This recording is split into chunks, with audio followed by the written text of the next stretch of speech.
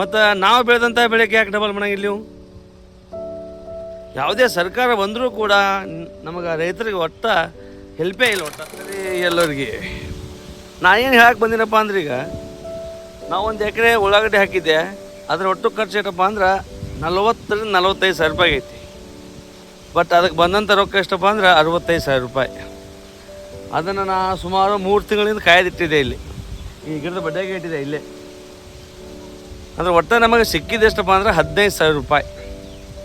ಹೊಳ್ಳಿ ಈ ಹೊಲಕ್ಕೆ ರೆಡಿ ಮಾಡಿ ಬೀಜ ತಂದು ಇದಕ್ಕೆ ಎಲ್ಲ ಆಳು ಹಚ್ಚಿ 15,000 ರೂಪಾಯಿ ಸಾಲಿಲ್ಲ ರೀ ಅವು. ಈ 1,000-1,500 ಮಾಡಿದ್ರೆ ಅದು ಹಾಕಿದ ಕೂಲಿ ಆಗೋದಿಲ್ಲ.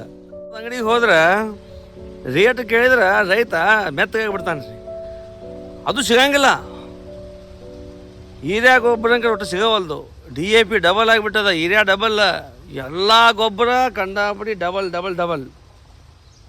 ದಯಮಾಡಿ ಯಾವಾಗ ನೀವು ರೈತರಿಗೆ ನೀವು ಬೆಂಬಲ ಕೊಡ್ತೀರೋ ಅವಾಗ ಮಾತ್ರ ಏನಾಗ್ತದೆ, ರಾಜ್ಯ ದೇಶ ಅಂತಕ್ಕಂಥದ್ದು ಅಭಿವೃದ್ಧಿ ಆಗ್ತದೆ. ನೀವು ರೈತರಿಗೆ ಬೆಂಬಲ ಕೊಡ್ಲಿಕ್ಕಪ್ಪ ಅಂದ್ರೆ ಮಣ್ಣು ಕೂಡ ಸಿಗೋದಿಲ್ಲ ನಿಮಗೆ ತಿನ್ನೋಕೆ ಮಣ್ಣು.